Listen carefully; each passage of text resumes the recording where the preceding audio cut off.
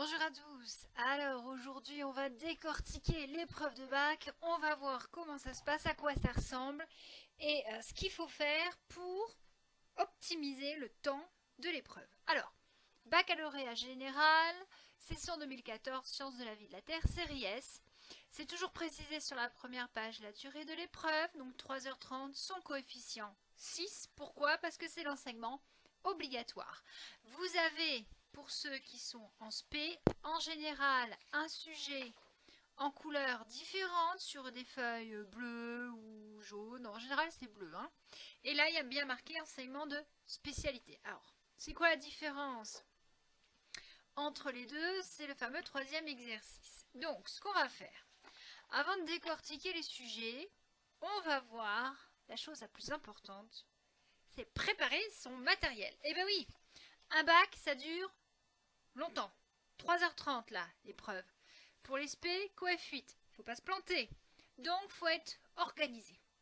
Le cartable, on le fait pas le matin. On le prépare la veille. Et son matériel pour le bac, on vérifie ça une semaine avant et on va acheter ce qu'il faut. En l'occurrence, dans sa trousse. Ah oui, bah oui, du blanc, obligatoire, en souris, en liquide. Au moins 2 stylos verts, au cas où il y en a un qui tombe en panne. Au moins 2 stylos rouges. Au moins 2 bleus, un noir, des fluos, parce qu'on a toujours besoin des fluos. Crayon de papier, alors critérium c'est bien, mais on est tellement stressé que on appuie, on casse les mines tout le temps. Alors prévoyez quand même un crayon de papier avec la bonne vieille gomme, d'accord? Donc les fluos, les stylos, tout ce qu'il faut pour faire les schémas. Des crayons de couleur, vous pouvez acheter, hop, j'ai pas le droit de mettre les marques, voilà, vous pouvez acheter des petits feutres fins de couleur, comme ça vous faites vos schémas au crayon et vous écrivez vos légendes avec la couleur correspondante, ce sera toujours plus propre. Voilà ce qu'il faut pour le matériel. Ah oui, bien sûr, n'oublions pas la règle. Et puis, maintenant, voyons le matériel annexe. Vous allez me dire, mais de quoi on a besoin en plus pour faire une épreuve de 3h30? On a besoin d'un truc magique qui s'appelle ça. Vous savez, vous n'avez pas droit au téléphone portable. Déjà, je vais mettre dans le bon sens. J'ai plus l'habitude de lire l'heure. Téléphone portable strictement interdit. Nous avons maintenant des détecteurs de téléphone portable. Alors, on passe discrètement à côté de la salle de classe et on voit si on détecte des ondes. Ok? Donc, pas de souci. On peut repérer toute activité électronique. Vous n'avez pas de montre, c'est vieillot, c'est pas grave, vous empruntez le réveil de votre grand-père. Et mettez un repère de temps sur votre table, bon sang. Il n'y aura pas toujours des horloges dans les salles. Normalement, il y en a. Mais enfin bon, l'horloge, elle est sur le mur en face de vous, au-dessus du tableau. Il faut lever la tête, ça perd du temps, le temps que vous repériez l'horloge et tout. Je vous assure, ça paraît bête. Mais quand vous avez l'horloge juste à côté de votre copie, juste déplacer les yeux et pas lever la tête, ça fait gagner du temps. Et c'est moins stressant. Ensuite, on a besoin de quoi d'autre? Ah, pas le droit de mettre les marques. Mouchoir, obligatoire. Ensuite, on a besoin de quoi d'autre? Des pastilles pour la gorge, hein? Parce que c'est toujours dans ces moments-là, on a chopé un petit rhume, on a la gorge qui gratte, on a envie de tousser. Et forcément, si vous êtes 30 dans la salle, un par table, et vous commencez à tousser, vous allez gonfler vos voisins. Donc on prévoit des pastilles pour la gorge. Vous allez rester 3h30. 3h30. Votre cerveau a besoin d'eau.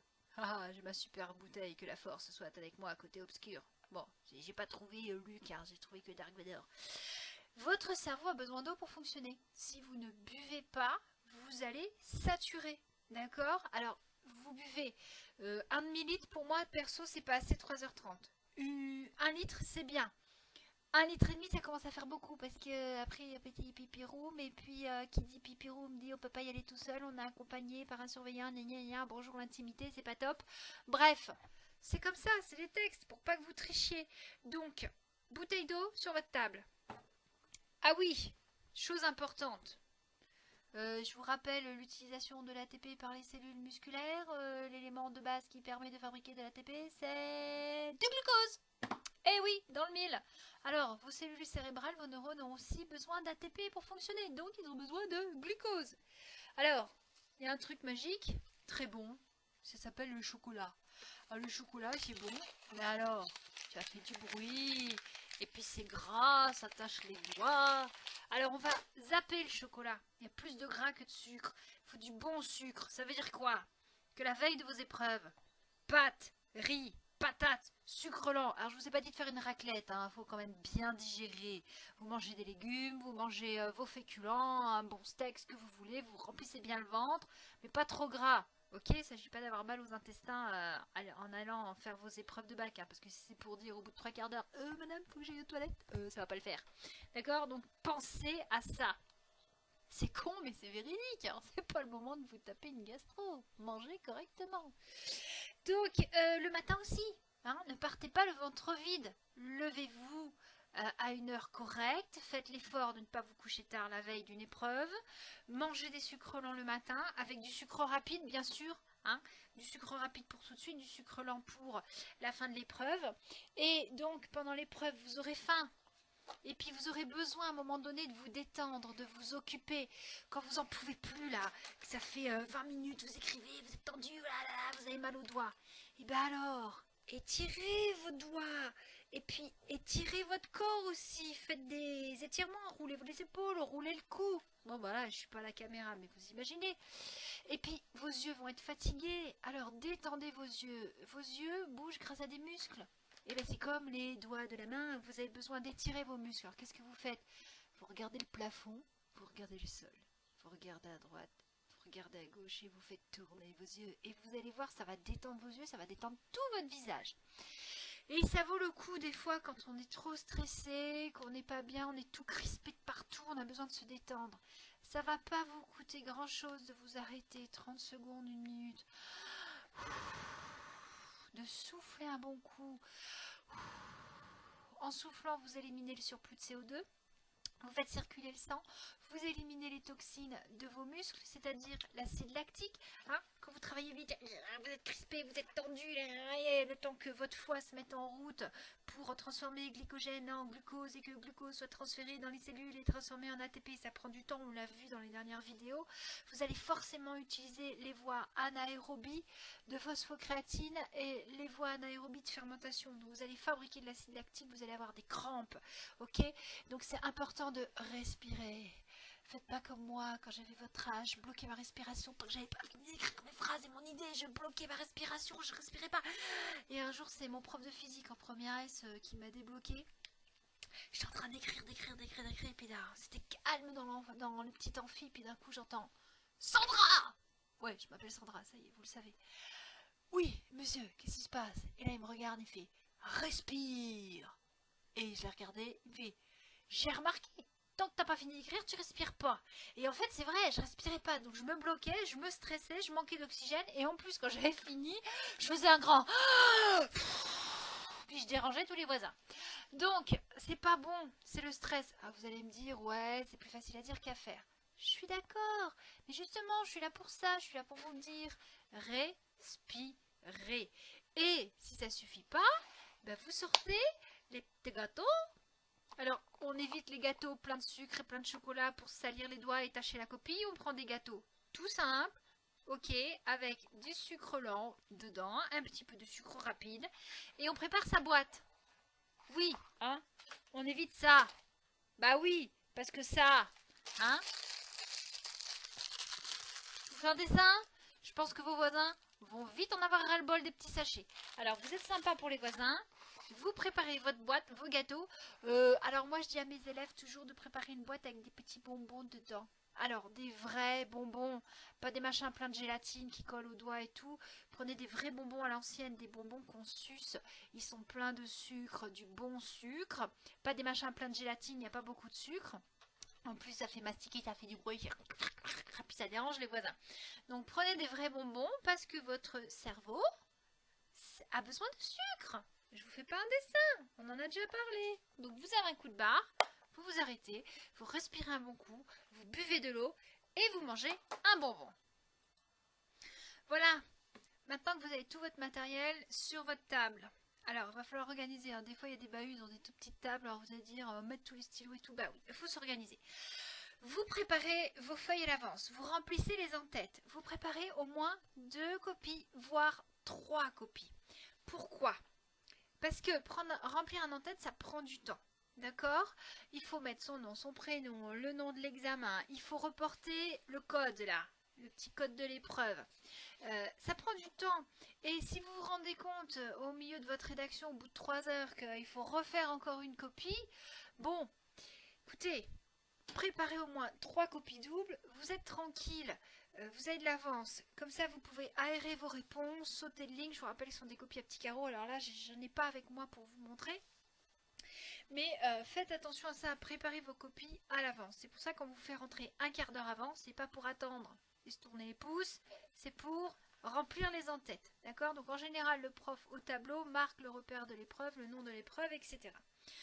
Maintenant, on va donc revenir à nos sujets. Donc, version blanche, les obligatoires ou spécifiques. Alors maintenant, on a changé de nom. Au lieu de dire obligatoire, on dit spécifique. Et puis les spécialités. Vous allez me dire spécifique, spécialité. Ouais, bah c'est comme ça. Spécifique, c'est tout le monde. Spécialité, c'est ceux qui ont l'option SVT. D'accord? Donc vous vérifiez bien que vous avez le bon sujet. Ensuite, première chose à faire. Donc, on prend son sujet, on vérifie le nombre de pages. En bas, il y a marqué 1 sur 8. Donc, il y a marqué l'usage de la calculatrice n'est pas autorisé. Dès que le sujet vous est remis, assurez-vous qu'il est complet. Ce sujet comporte 8 pages numérotées de 1 à 8. La page 5 est à rendre avec la copie. Donc là, vous savez tout de suite que la page 5, vous devez la rendre. Ça veut dire quoi? Qu'il va falloir dégrafer tout ça. Dégrafer proprement. Alors, on vérifie. Page 1, ok. Page 2 sur 8, ok. Page 3 sur 8. Page 4, page 5. Ah là voilà la 5. Vous voyez, c'est un QCM. Il va falloir cocher la bonne réponse. La. Une seule. Si vous en cochez 2, même si sur les 2, il y en a une qui est bonne, vous n'avez pas respecté la consigne. Il fallait en cocher une seule. Donc, vous n'aurez pas vos points. Donc ça, c'est à dégrafer proprement. Et surtout, surtout, surtout, vous ne mettez pas votre nom dessus. Je vous rappelle que les copies sont anonymées. On va découper le bandeau supérieur après avoir collé un autocollant qui chevauche les deux parties. Hein, pour ceux qui n'ont jamais vu, qui ne se souviennent pas de leur copie de brevet, je vous rappelle, hop, rapidement, on va dessiner un petit en-tête. Voilà, ça c'est la copie de bac. Et vous avez ici la zone où on n'écrit pas. D'accord, interdiction d'écrire là. Même nous, quand on corrige, on n'a pas le droit d'écrire. Et là, vous avez tout à faire en double. Non, non. Alors pourquoi? Parce qu'en fait, nous, quand on va anonymer les copies, on va coller un autocollant ici qui chevauche les deux. Et par exemple, copie numéro 18. D'accord? Donc, on va ensuite couper. Ok? Cette partie-là, elle va à l'examinateur. Et cette partie-là, elle va au rectorat. Et elle est stockée. D'accord? Donc vous, vous avez mis ici votre numéro de candidat. C'est tout. Que là. Là, il n'y a pas de numéro de candidat. Ce qui veut dire que l'examinateur, quand il corrige, il a la copie numéro 18. C'est tout. Il n'y a pas de nom là. J'ai mis nom, mais c'est nom en établissement. D'accord? Épreuve, etc.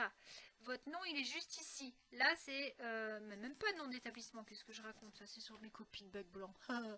Épreuve, numéro épreuve, etc. Numéro épreuve, voilà. Donc, en fait, il n'y a que sur ce bordeaux-là qu'il y a vos coordonnées. Nom et numéro de candidat. Là, il n'y a pas de coordonnées. Il y a juste le numéro de la copie.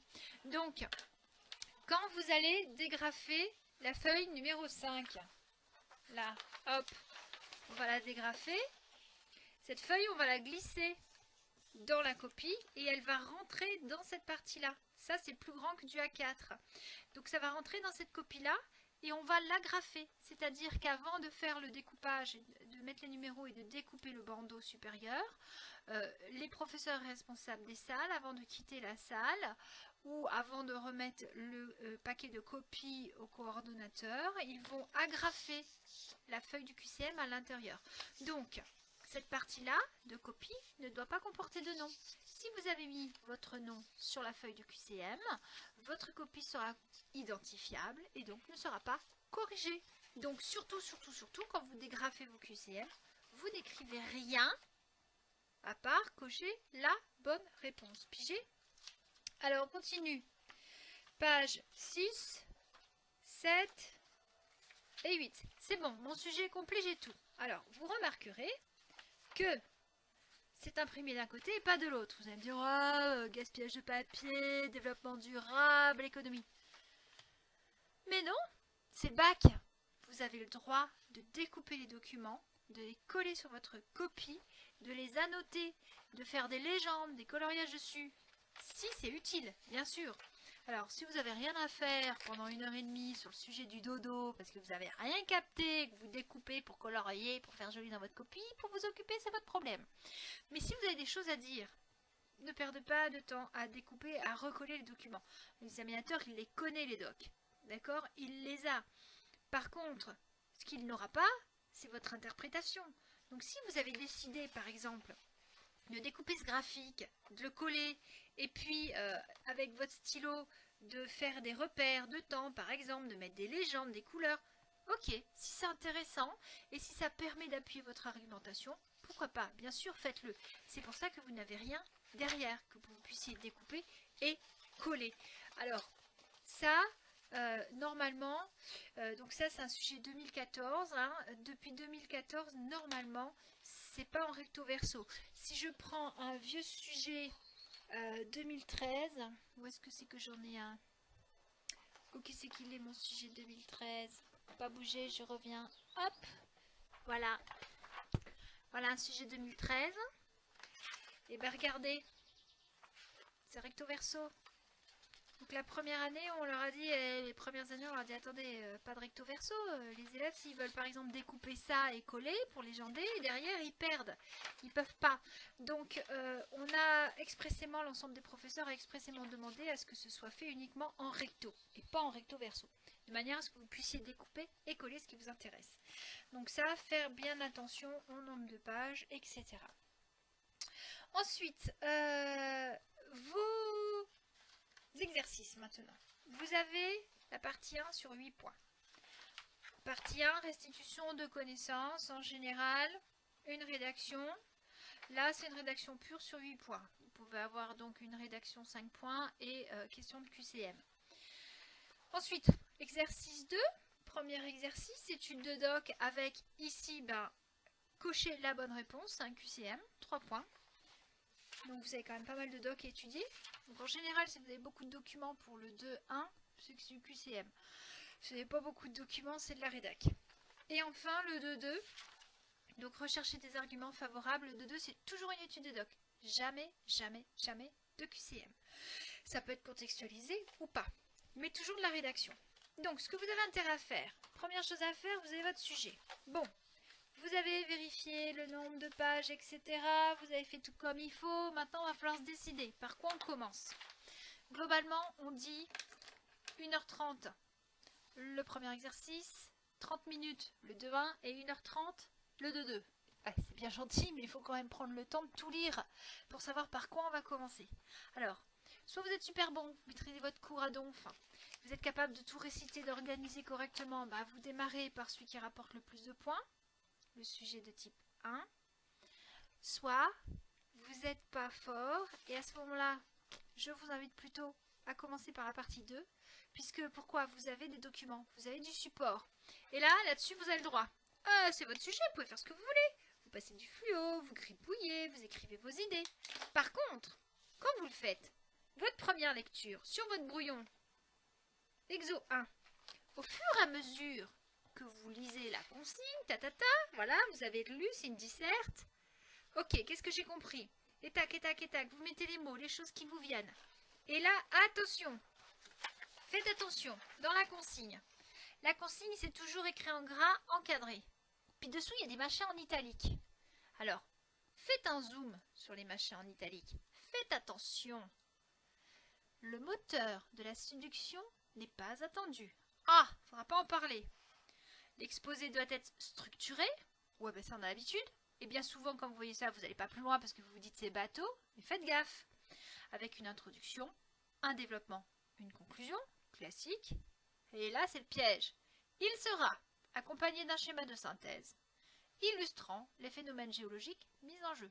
Ce qui veut dire que intro, développement, conclusion, plus schéma. Ce qui veut dire que si vous n'avez pas fait le schéma, vous n'avez pas respecté la consigne.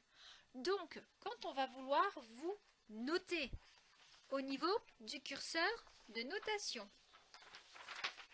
que nous avons là, voici le curseur de notation officiel de ce sujet 2014. Ah non, c'est pas celui-là, diversité génétique, c'est pas le même. Bon, c'est pas grave, on s'en fiche, les curseurs sont toujours les mêmes. Synthèse réussie, éléments scientifiques suffisants. Synthèse maladroite, absence de synthèse, pas d'éléments scientifiques. Et le cas particulier, rédaction, schématisation correcte et rédaction et schématisation maladroite. Dans tous les cas, vous avez rédaction, schématisation, d'accord? À faire vachement gaffe, ça. Alors, si je prenais le corrigé de ma bonne épreuve, j'ai pris quoi? Ah, ben oui, mais j'ai pris un sujet d'océan Indien, c'est pour ça que j'ai pas le corrigé officiel. Bah ouais, hein, j'ai pas corrigé dans l'océan Indien, j'ai corrigé en France métropolitaine. Alors, voyons le sujet de la France métropolitaine. À l'époque, il disait quoi? Ah ben si, regardez. L'exposé doit être structuré avec introduction et conclusion. Il sera accompagné de schémas, au pluriel. Ça veut dire plusieurs petits schémas dans le corps de l'exposé. C'est pour ça que dans le curseur de notation, il y a marqué tout le temps schématisation, schématisation, schématisation. Donc si vous ne respectez pas la consigne, dans le cas du sujet de géologie, où il y avait marqué accompagné d'un schéma structuré, si vous ne faites pas ce schéma structuré là, qui est demandé, un schéma de synthèse, c'est-à-dire qu'après la conclusion, vous devez faire un gros schéma bilan. Alors ceux qui ont suivi mes vidéos, ils voient lequel je parle. Eh ben, vous allez perdre en points. Pourquoi? Parce que vous ne serez pas dans les cases hautes, vous ne serez pas en synthèse réussie. Il vous manque le schéma de synthèse. Vous serez en synthèse maladroite, voire même en absence de synthèse. Si par hasard on vous demande de représenter la réponse uniquement sous forme de schéma, que vous n'arrivez pas à le faire et que vous faites que du texte, ce sera une absence de synthèse. Là on vous demande synthèse écrite plus schéma, vous ne faites pas le schéma, vous êtes là-dedans. Même si toute la rédaction est bonne, vous êtes que là-dedans, parce que vous n'avez pas respecté la consigne. Donc faites gaffe à ça, ok? Donc à vous de voir sur votre brouillon. Donc vous marquez vos idées, puis vous marquez attention les trucs importants à ne pas louper. Vous passez au sujet numéro 2.1, exercice 1, dadali dadada, à partir de l'étude de doc, QCM, machin et tout. Ouais, QCM facile. Ouais, vas-y, fais voir les questions, fais voir les réponses. Alors la question, la réponse, je vais aller voir le doc. Ah bah non. Ah bah non, faites pas ça. Dans les questions, vous avez forcément 4 réponses et vous avez une bonne réponse, une réponse. Alors la bonne réponse, elle est absolument exacte. Vous avez une réponse fausse, c'est-à-dire absolument fausse, et vous avez ce qu'on appelle 2 distracteurs, c'est-à-dire 2 réponses qui portent à confusion. Donc là, vous voyez le problème. Si vous vous amusez à lire la question et les propositions de réponse avant d'étudier le document, vous allez vous embrouiller. Il est donc important et primordial de commencer par lire les documents. Sur votre brouillon, allez, on y va. Exercice 2.1. Le doc 1, qu'est-ce que j'ai compris? Et là là là là là là, j'écris. Le doc 2, qu'est-ce que j'ai compris? Et là là là là là là là là là là, j'écris. Je prends les notes, j'écris ce que j'ai compris.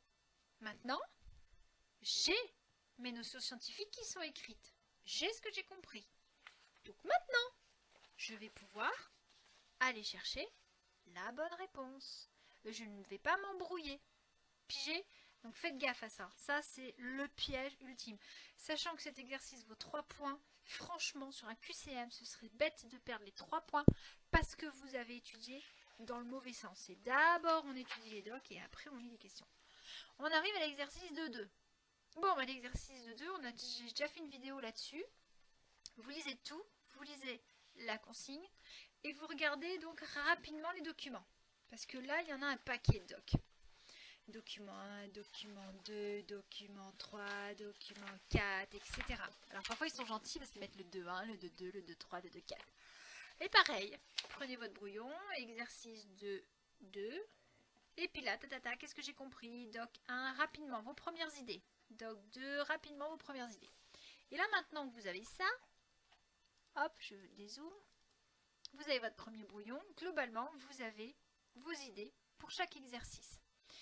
Et là, maintenant, donc ça, vous allez bien prendre 20 minutes. Ça s'appelle dégrossir le sujet. Vous allez dégrossir le sujet. Vous voyez tout de suite par quel exercice vous allez commencer, celui où vous êtes le plus à l'aise, celui où vous avez le plus de notions, et là vous savez que vous allez gratter des points. Vous n'êtes pas obligé de rédiger les exercices dans l'ordre dans votre copie, d'accord? Vous rédigez vos exercices dans l'ordre qui vous convient. Alors, les spécialités, attention, en général on vous demande de faire le sujet sur une copie à part. Bon, normalement non, en bac blanc on vous le fait faire parce qu'on se partage les copies. Là c'est pas marqué, vous faites tous vos exercices, si on vous le précise vous faites sur une copie à part, mais normalement vous n'avez pas besoin de le faire, vous faites tout sur vos copies à la suite. Donc vous dégrossissez, vous réfléchissez par quel exercice vous commencez et vous y allez. Et là vous prenez un brouillon par exercice. D'accord? Vous commencez pas à écrire à droite et à gauche. Bon, voilà. Alors, l'exercice de type de 2, il y a une vidéo sur comment le faire, comment gratter des points. Je vous invite à la consulter. Il va falloir conserver 10 bonnes minutes, un quart d'heure à la relecture de tout ce que vous avez écrit. Alors, bien sûr, vous allez faire votre première rédaction, exercice 1, vous allez rédiger, vous avez fini, vous avez tendance à vouloir relire. Quand on relit quelque chose qu'on vient d'écrire, on ne le relit pas, on le récite. Puisqu'on le connaît par cœur, on vient de le faire. Donc, vous relisez d'accord, ça va vous permettre de corriger vos fautes d'orthographe. Mais ça ne va pas forcément vous permettre de corriger vos erreurs scientifiques. Donc quand vous avez fini, vous relisez, vous corrigez vos fautes d'orthographe, vous laissez de côté, passez à l'exercice suivant. Vous faites votre exercice suivant, même chose, vous relisez, corrigez vos fautes d'orthographe. Voilà, premier abord, vous voyez si vous n'avez rien oublié par rapport à votre brouillon, gna. Et pendant un quart d'heure, 20 minutes avant la fin, vous reprenez et vous relisez tout. Et comme vous avez fini, alors je veux dire, vous avez fait en dernier l'exercice de 1. Et maintenant vous relisez tout. Vous allez repasser sur l'exercice 1. Là vous allez lire. Et là, votre esprit, comme il a travaillé sur une autre matière, un autre chapitre, il n'est plus dans le bain, on va dire, allez, si l'exercice 1 c'était de la génétique et vous venez de finir sur un exercice de géologie, vous allez passer de la géole à la génétique, votre esprit va de ce fait regarder l'exercice, le lire d'un œil nouveau. Et là, vous allez voir vos bêtises. D'accord? Donc, c'est important de relire son exercice après en avoir fait un autre, de manière à remettre son cerveau à zéro. Pigé pour tout le monde? Voilà.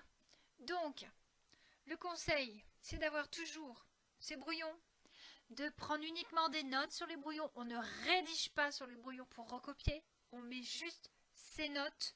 S'il faut pour les organiser, on met des numéros à côté des grandes idées. 1, 2, 3, 4, etc. Et c'est ensuite sur sa copie qu'on rédige directement. Dernier conseil. N'essayez pas de tricher. Le baccalauréat est un examen national. Si vous vous faites prendre ou qu'au niveau de la correction on s'aperçoit qu'il y a eu tricherie, vous allez être interdit d'examen national pendant 5 ans. Qu'est-ce que ça veut dire? Pas de bac pendant 5 ans. Pas de formation professionnelle validée par un examen pendant 5 ans. Ça veut dire le permis. Adieu! Pas de permis. Qu'est-ce que vous allez faire pendant 5 ans? Si vous avez 18 ans, 18 et 5, 23. Vous croyez qu'à 23 ans, vous aurez le courage de vous remettre dans vos études pour repasser le bac? Pour refaire des études, pour valider un examen national, pour avoir un job? Ça veut dire que vous allez démarrer votre vie sans diplôme, sans faire la formation que vous vouliez faire, qui vous plaisait, parce que vous avez essayé de tricher un examen national. Donc, ne faites pas cette grosse bêtise. Vous vous en voudrez toute votre vie. D'accord? Il vaut mieux louper son bac ou passer le rattrapage plutôt que de se retrouver sans diplôme et de ne pas pouvoir faire ce que vous voulez faire et d'être obligé plus tard, quand vous serez adulte, vous aurez vos gosses, vous serez déjà en train de bosser, de passer des examens ou des cours à distance, vous serez crevé, vous ne serez pas en état de faire ça. Donc réfléchissez bien, préparez-vous bien, une semaine avant, on commence à préparer le bac, sucre lent à chaque repas, on ne se couche pas tard, on arrête l'alcool, on diminue la clope, ça consomme l'oxygène, ça ralentit le cerveau. Et on se fait aider, on se fait soutenir par sa famille, ses parents, ses cousins, ses cousines, ses tontons, sa tata, qui vous voulez. Vos profs aussi sont là pour vous aider. Vous y allez zen. Alors quand je dis zen, on prend des plantes pour se calmer. Quand je dis des plantes, pas un petit... ça on oublie, d'accord? Ça fait tourner les neurones au ralenti. Ok, vous allez en pharmacie, il y a des comprimés avec des plantes comme l'aubépine qui sont détendantes, la camomille, etc. C'est suffisant, ça va être très bien. Et puis, vous vous préparez, et puis le jour J,